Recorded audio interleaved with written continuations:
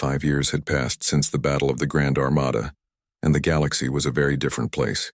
Captain Lee Dongwu stood on the bridge of Sol's Fury as his ship patrolled the Outer Rim territories, where new species were still being discovered and evaluated for membership in the Terran Protectorate. The transformation had been remarkable.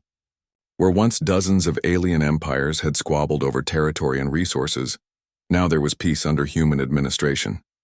Trade flowed freely between worlds that had been enemies for centuries. Scientific research progressed faster than ever before, with human supervision ensuring that discoveries were shared rather than hoarded. "Captain," reported Dr. Kim So-young, now promoted to Chief Science Officer of the Galactic Fleet, "we're receiving a communication from the Nexus Prime Station. Admiral Yi wants to speak with you." The view screen activated to show Admiral Yi Sun-kyung in her office aboard the former Galactic Council station. Behind her, the walls displayed maps showing human-controlled territory, which now encompassed most of the known galaxy. "Lee, we have a situation developing in the Kepler sector. A new species called the Vakhi have been making aggressive moves against their neighbors. They've ignored 3 warnings to cease hostilities," Captain Lee nodded. This was routine now. New species occasionally tried to expand their territory through force, not understanding that such behavior was no longer permitted in the galaxy. "What's their fleet strength, Admiral?" "About 40 ships, primitive fusion drives, and energy weapons. They think they're powerful because they've conquered 3 small worlds in the past year." "Standard response protocol?" "Affirmative." "1 ship, minimal force demonstration. Make it clear that aggression will not be tolerated." Captain Lee ended the communication and turned to his crew. They had done this dozens of times over the past 5 years. It had become almost routine. Lieutenant Commander Yoon Ji-hai, now his executive officer, pulled up the tactical information on the Vakhi fleet. "Typical pre-contact civilization, Captain. They're using tactics and technology that were outdated even before we arrived in the galaxy. The journey to Vakhi space took 3 days at maximum hyperspace speed. Sol's Fury emerged from hyperspace to find the alien fleet arranged in what they probably thought was an intimidating formation. Around their homeworld, the Vakhi were reptilian creatures, with scaled skin and multiple arms. Their ships looked fierce, covered in spikes and painted in bright war colors. To them, Sol's Fury probably looked like a simple merchant vessel. Commander Han Seok-jin, now squadron leader for the entire sector, monitored the alien communications. "Captain, they're demanding that we identify ourselves and state our business. They seem to think they're in charge here." "Open a channel," Lee ordered. The face of a Vakhi military commander appeared on screen. His scales were bright red with anger, and his 4 eyes glared at the human captain. "Alien vessel, you have entered Vakhi territory without permission. Surrender immediately or be destroyed." Captain Lee's response was calm and professional. "This is Captain Lee Dongwu of the Terran Defense Force. You are in violation of Galactic Peace Accords by maintaining offensive military operations. Power down your weapons and prepare for inspection." The alien commander laughed, a sound like grinding metal. "Terran, never heard of you. We are the Vakhi Empire and we bow to no one." "You will now," Lee replied quietly. The Vakhi fleet opened fire with everything they had. Energy beams and plasma missiles streaked toward Sol's Fury, in a display that had probably intimidated their previous enemies. Technical Sergeant Ryu Jae-won, now Chief Engineer, didn't even bother to raise the adaptive shields to full power. The alien weapons were so primitive that minimal shielding was sufficient. "No damage to report, Captain. Their weapons are barely registering on our sensors." Weapons Officer Lee Sung-min had been promoted to Strategic Systems Commander. He targeted the alien flagship with a single kinetic impactor set to minimum yield. "Firing warning shot," he announced.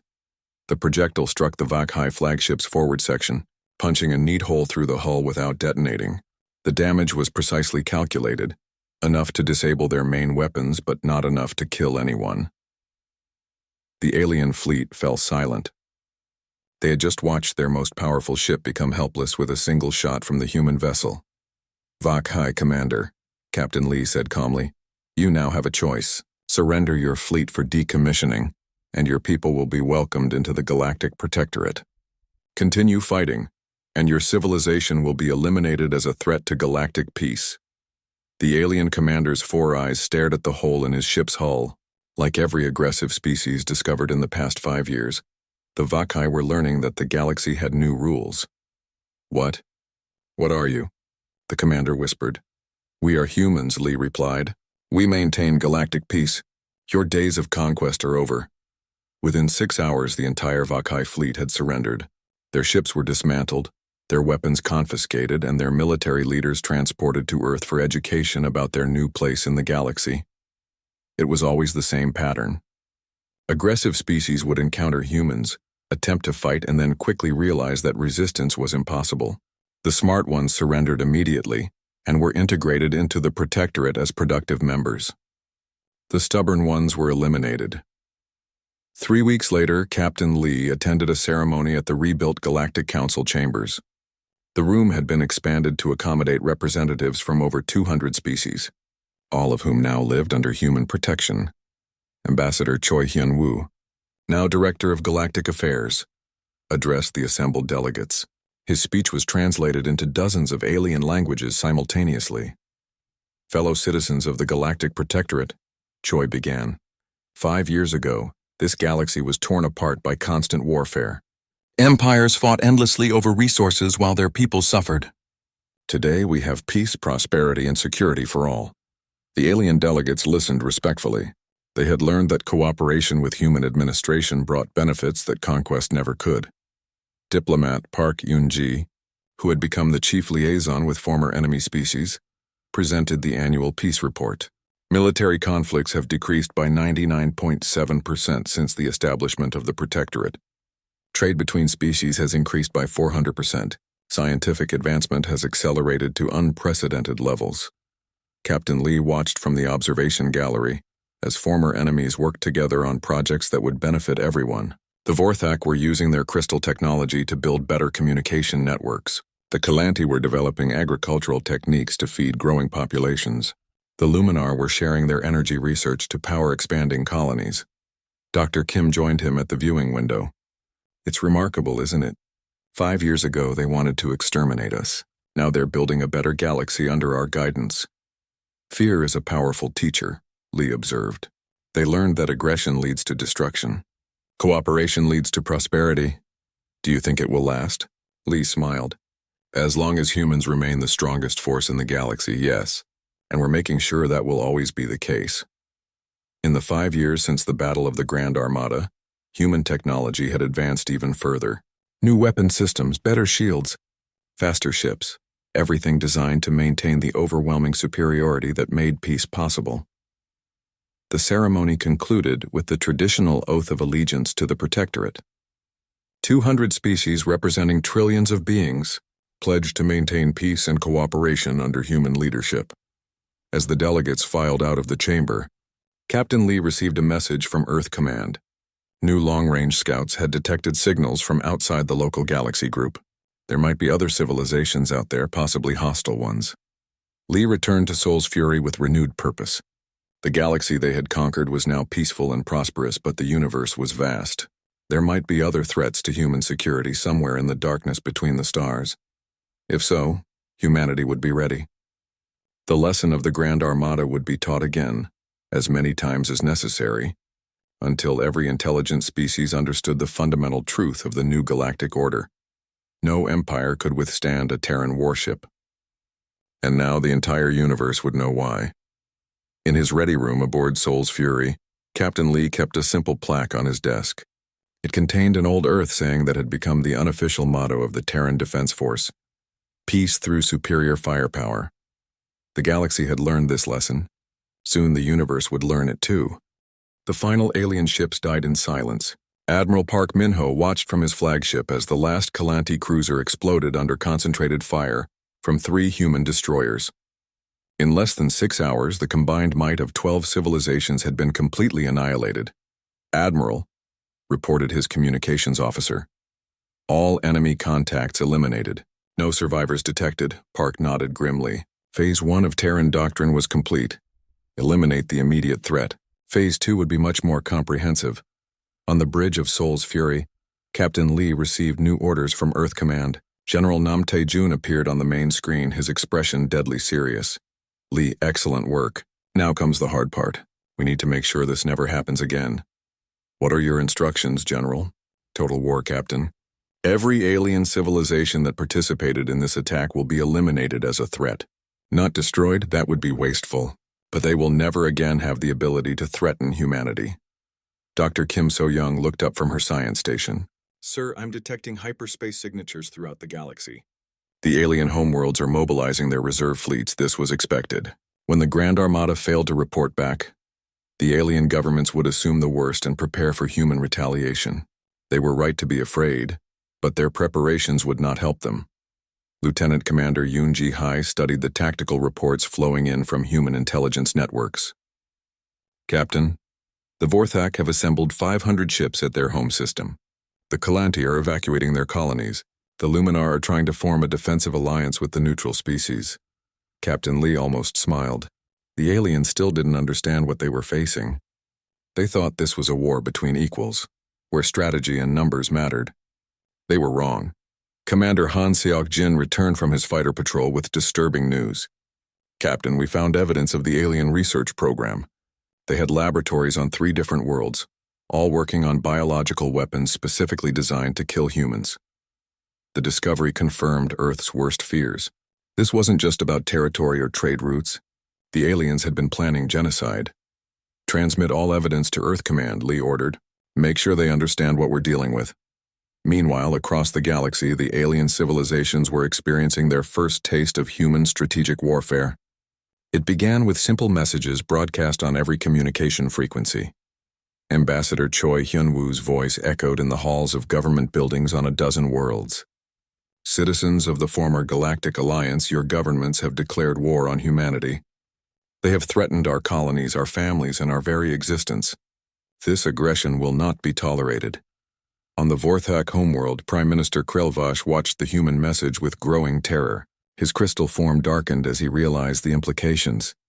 They know about the research programs, he whispered to his advisors. They know everything. The human message continued. You have 72 hours to surrender all military assets and submit to Terran administration. Any world that refuses will be considered hostile and treated accordingly. The alien leaders thought this was a bluff. Humanity couldn't possibly attack dozens of worlds simultaneously. Their fleets were too small, their resources too limited. They were about to learn another lesson about human military doctrine. Weapons Officer Lee Sung-min prepared Seoul's Fury for the next phase of operations. Captain, long-range kinetic bombardment systems are online. We have firing solutions on all major Vorthak military installations. Distance to target? 47 light-years, sir. The aliens would have thought this impossible. No weapon could strike across interstellar distances. But humans had learned to think beyond conventional limitations. The kinetic projectiles launched from Seoul's Fury were not ordinary ammunition. They were equipped with their own hyperspace drives, allowing them to cross vast distances in minutes instead of decades. On the Vorthak homeworld, military commanders were meeting in their underground command center when the ceiling exploded. A tungsten rod traveling at relativistic speeds punched through kilometers of rock and steel like it wasn't there. The explosion was visible from orbit. The entire military complex simply vanished in a flash of vaporized matter. Similar strikes hit the Kalanti naval yards, the Luminar energy refineries, and the military installations of every species that had joined the attack on humanity. Within hours, the aliens lost centuries of military buildup. Major Shin Da-young led ground forces to several key worlds where surrender was not immediate. Her Marines landed not as conquerors but as administrators. The aliens would learn that human occupation was far different from anything they expected.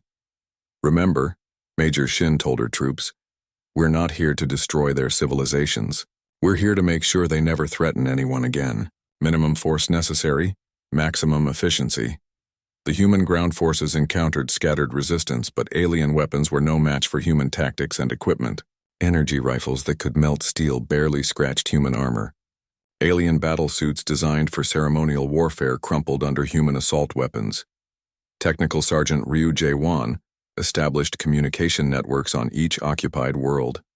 All alien military personnel will report for processing.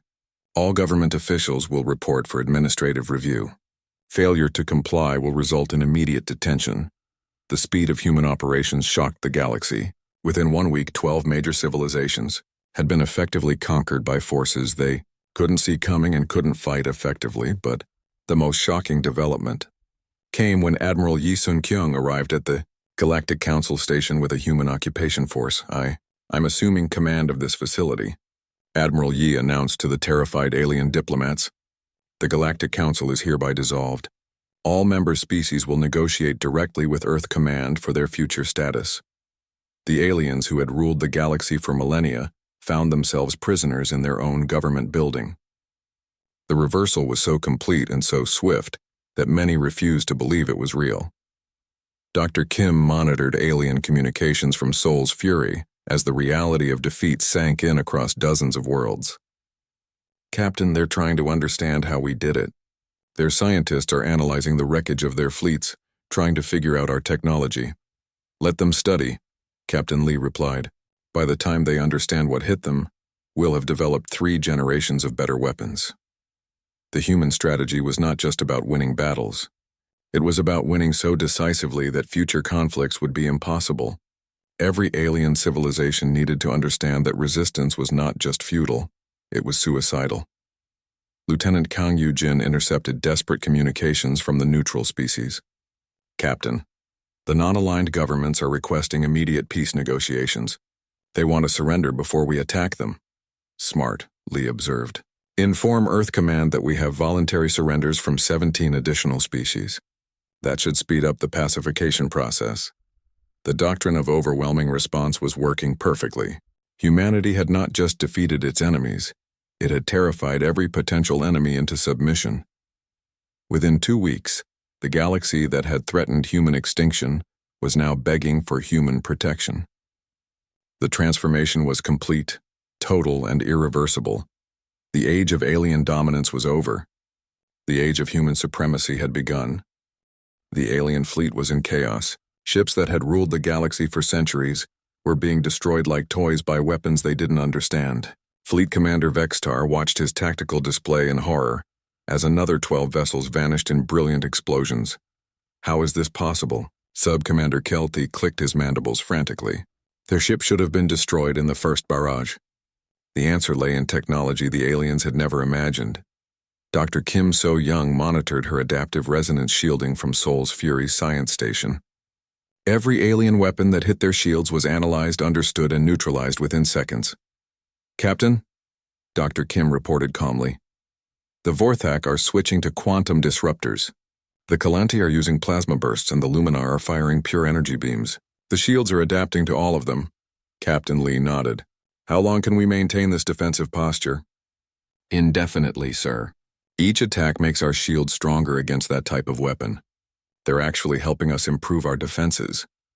Technical Sergeant Ryu Jae-won coordinated the shield operations from the engineering deck. His displays showed energy patterns that would have amazed alien scientists.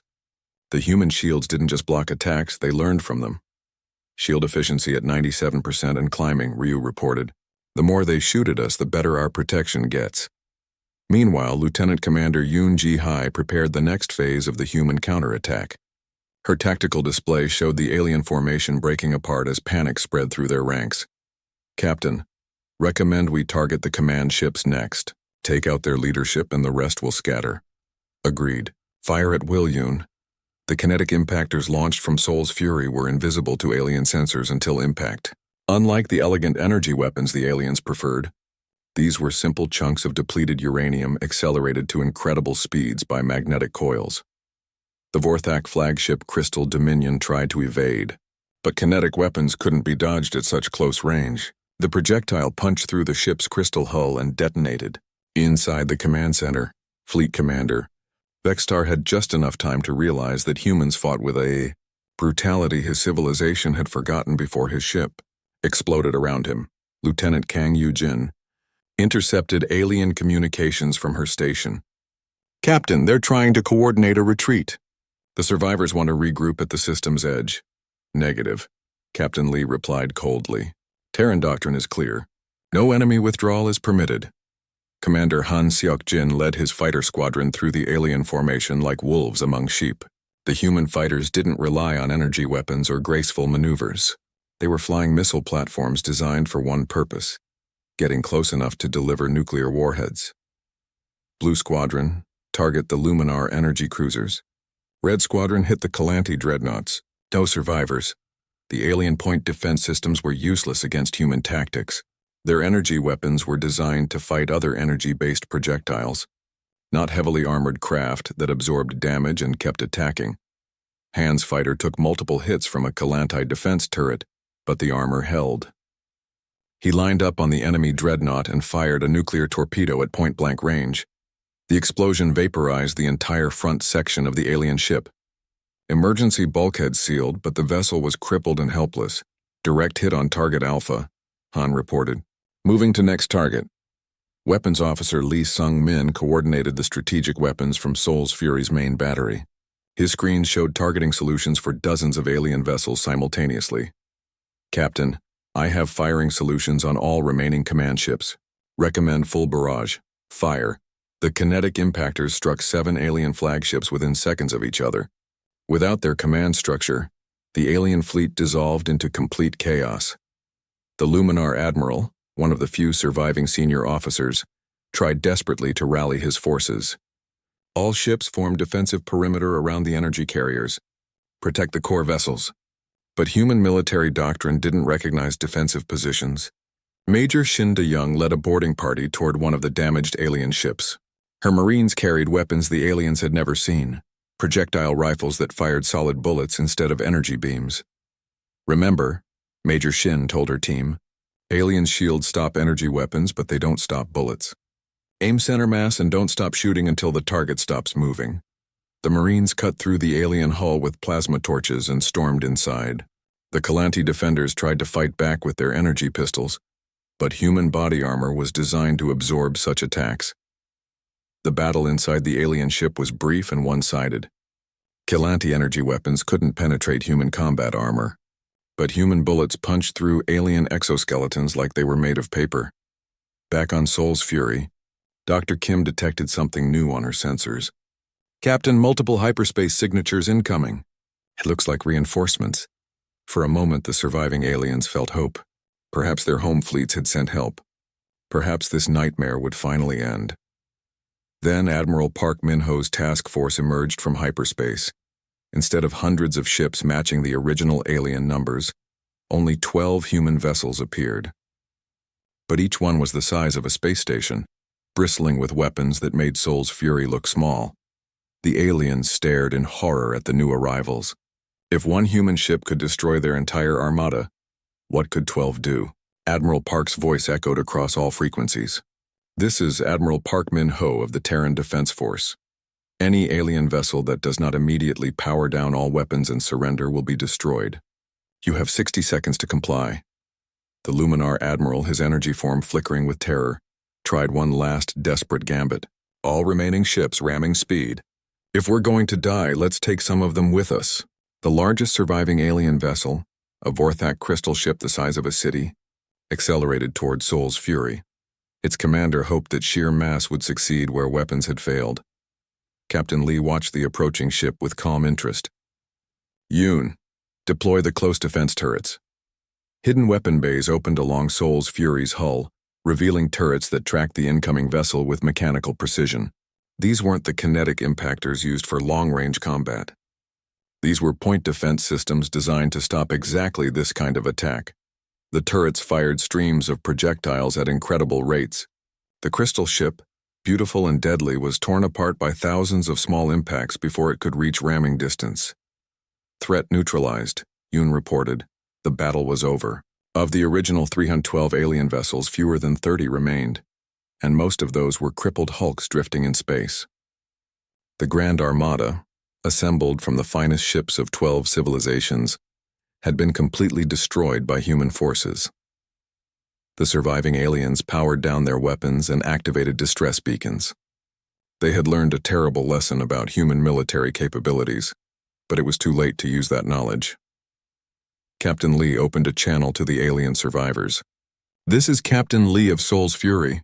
You attacked human space without provocation. You threatened to enslave our people and use them for weapons research. This is the consequence of your actions. The alien responses were pleas for mercy, offers of surrender, promises of peace. But Captain Lee's orders were clear. Terran doctrine was absolute. There will be no survivors to carry word of this battle back to your homeworlds, Lee announced. That message will be delivered by other means.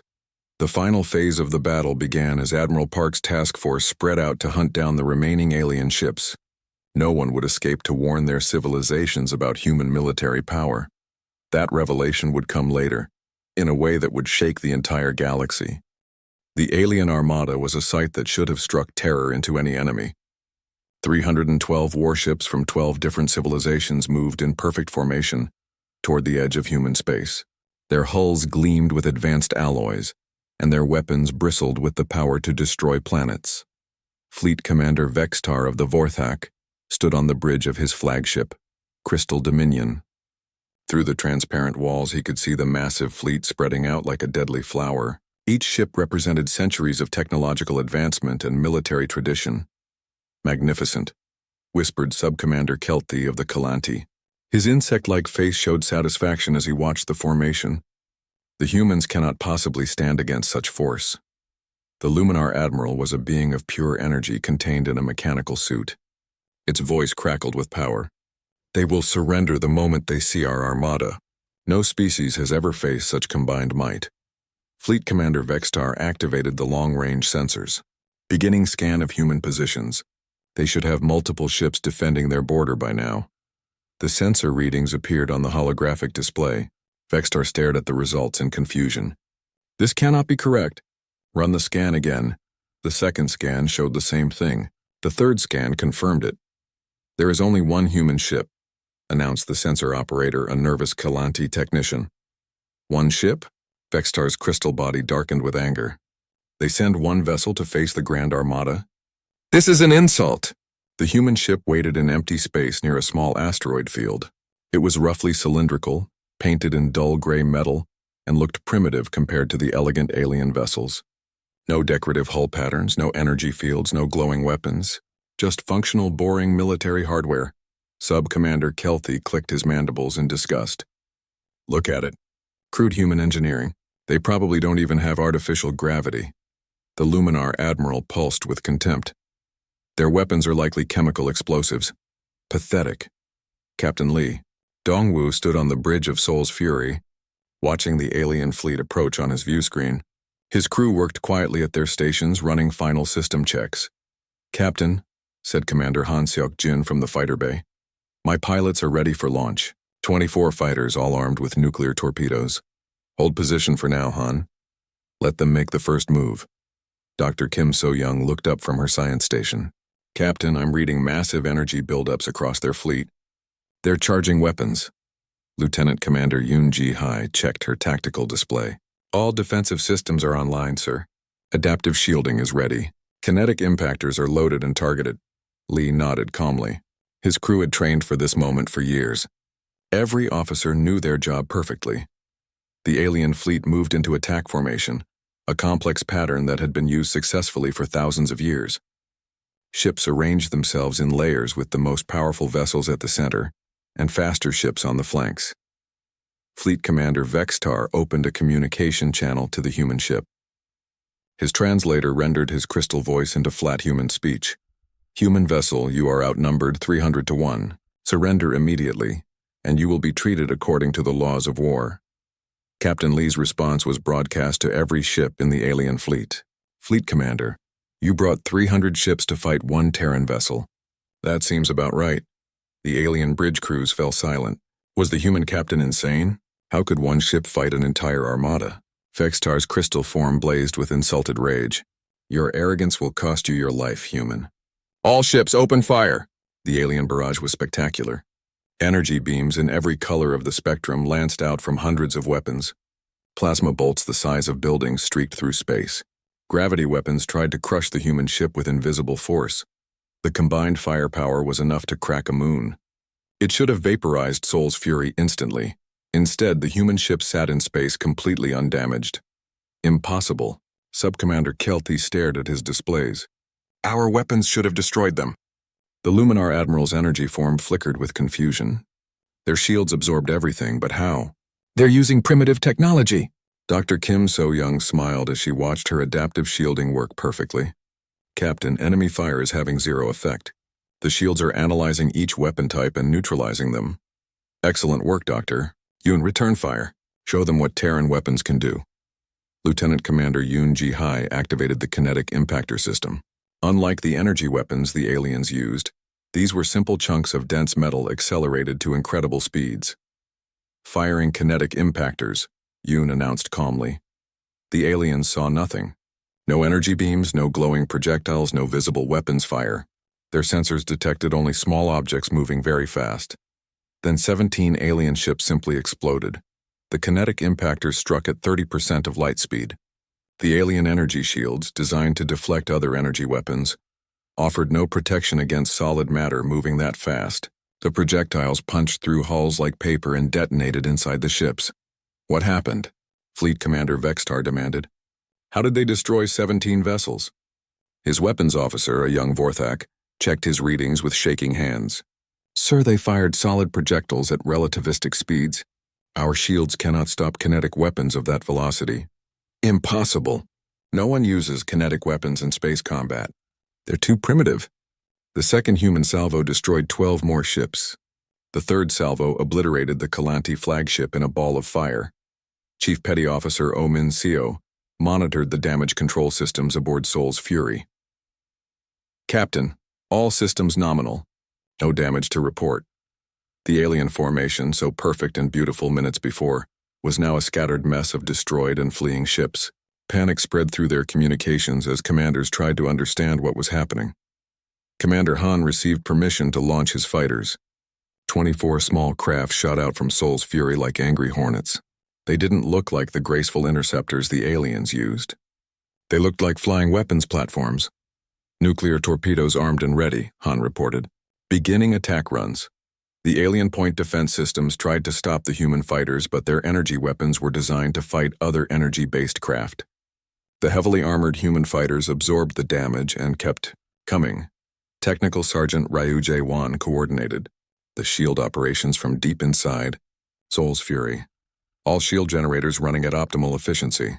We can maintain this defensive posture indefinitely. The aliens realized they were not fighting a battle. They were being slaughtered. Their ancient tactics, proven over millennia of warfare, were useless against an enemy who fought with completely different rules. Fleet Commander Vextar watched his armada dying around him and finally understood the truth. The humans weren't primitive. They were terrifyingly advanced. They had just hidden their capabilities behind crude-looking ships and simple tactics. All ships retreat, he ordered desperately. Fall back immediately! But Captain Lee had anticipated this. Seoul's Fury had been deploying stealth mines throughout the system since before the battle began. The fleeing alien ships ran directly into fields of hidden explosives. The Grand Armada, the pride of 12 civilizations, was being destroyed by a single human warship and its support craft. In less than 2 hours, over half the fleet was gone. The aliens finally understood why no empire could withstand a Terran warship. It wasn't because humans were lucky or primitive. It was because they were deadlier than anything the galaxy had ever seen. Ambassador Choi Hyun-woo straightened his uniform as he walked into the Galactic Council chambers. The massive room was designed to intimidate visitors with its soaring crystal walls and floating platforms. Today, representatives from 12 alien civilizations waited for him with barely concealed hostility. Choi was not intimidated. He had been Earth's ambassador for 15 years, and he had dealt with alien arrogance before. Behind his calm exterior, he was already planning his response to whatever demands they would make. The Vorthak Prime Minister floated on a platform of solid light. Its crystal body rang like a bell when it spoke. Ambassador Choi, we have called you here to discuss humanity's aggressive expansion across our galaxy. Your galaxy? Choi raised an eyebrow. I was under the impression that space belonged to everyone. The Kalanti delegate clicked its mandibles angrily. Do not play word games with us, human. Your species has claimed 12 systems in 5 years. This expansion must stop. Choi looked around the room calmly. Each alien representative looked angry or disgusted. They had clearly already decided what they wanted before he arrived. The Luminar spokesperson pulsed with red energy. We have prepared terms for humanity's future conduct. You will find them reasonable. A holographic document appeared in front of Choi. He read it carefully, his face showing no emotion. The terms were not reasonable at all. They were surrender disguised as diplomacy. You want us to abandon all colonies outside the Sol system, Choi said quietly. You want us to accept protective supervision from your alliance, and you want access to our military and scientific databases. These terms are generous, said the Vorthak Prime Minister. We could simply demand unconditional surrender. Choi almost smiled. These aliens really believed they held all the power. They had no idea what human military capabilities actually were. Back on Earth, General Nam Taijun was reading the same ultimatum in his command bunker deep under the Korean mountains. His staff officers waited silently as he reviewed each demand. They want our surrender, said his aide, Colonel Bae Soo-jin, but they're calling it a peace treaty. General Nam had fought in 3 different colonial wars. He understood military strategy better than any living human. They're making a classic mistake, Soo-jin. They're assuming we think like they do. Sir, look at their demands. They want to control our expansion, but they're not asking us to reduce our military. They think our ships are so primitive that numbers are all that matter. Colonel Bae nodded. She was one of Earth's top weapons engineers, and she knew exactly how wrong the aliens were. Should I begin preparations, General? Not yet. Let's see what Ambassador Choi tells them first. In the council chambers, Choi finished reading the ultimatum. The alien representatives waited for his response with obvious confidence. They expected him to ask for time to consider their generous offer. Instead, Choi closed the document and looked directly at the Vorthak Prime Minister. No, the simple word echoed in the vast chamber. Several alien delegates looked confused as if they had not heard correctly. No? The Kalanti delegates' compound eyes focused on Choi. You refuse our terms without even consulting your government? I don't need to consult anyone, Choi replied calmly. Humanity has never bowed to tyranny, and we won't start now. We will continue our expansion, and we will defend ourselves against anyone who tries to stop us. The Luminar representative blazed with angry energy. You cannot be serious. Our combined fleets number over 300 vessels. Your entire navy has perhaps 50 ships. Choi's smile was cold. Quality over quantity. It's a concept your alliance might want to study. The Vorthak Prime Minister's crystal body darkened with rage. You dare mock us? We have ruled this galaxy for millennia, while your species was learning to make fire. And yet here we are, Choi said. In 50 years we've accomplished more than your civilizations did in centuries. Perhaps it's time for new management. The alien delegates erupted in angry shouts and electronic screeches. They had expected the human to beg for mercy, not insult their ancient authority. Meanwhile, aboard Sol's Fury, Dr. Kim So-young was monitoring the council session. She had also been analyzing alien fleet communications for the past 3 days. Captain Lee, she said urgently, I've decoded more of their military communications. This isn't just about stopping our expansion. They're planning to capture human civilians for biological research. Captain Lee's face hardened. What kind of research? They want to study our immune systems, our brain chemistry, our genetic structure. They think they can develop biological weapons specifically designed to kill humans. This changed everything. The aliens weren't just threatening human expansion. They were threatening human existence. Lee opened a channel to Earth Command. Admiral Park Min-ho appeared on screen, his expression grim. Admiral, we have a problem, Lee began. I know. I just received word from the council session. Ambassador Choi rejected their ultimatum completely. There's more, sir. Dr. Kim has evidence that they want to use humans for weapons research. Admiral Park was silent for a long moment. When he spoke, his voice was deadly calm. Send me everything Dr. Kim has discovered, and prepare Sol's Fury for immediate combat operations. Sir, they outnumber us 300 to 1. Lee, do you remember what happened to the Centauri pirates when they tried to raid our colonies? Lee smiled grimly. We made an example of them, exactly. Sometimes a demonstration is necessary to maintain peace. The aliens want to see our true capabilities. Let's show them. Back in the council chambers, Ambassador Choi was preparing to leave when the Kalanti delegate made one final threat. Human, you have 72 hours to reconsider. If you do not accept our terms by then, our combined fleet will move against your colonies. We will show no mercy. Choi stopped at the chamber door. 72 hours? That's very generous. We only need 6. 6 hours for what? To end this war before it starts. The aliens watched in shocked silence as Ambassador Choi walked out of the chamber. They had expected fear, negotiation, desperate pleading for more time. Instead, they had received a declaration of war from a single human who seemed completely confident of victory.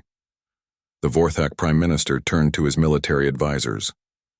Deploy the Grand Armada immediately. These humans need to learn respect.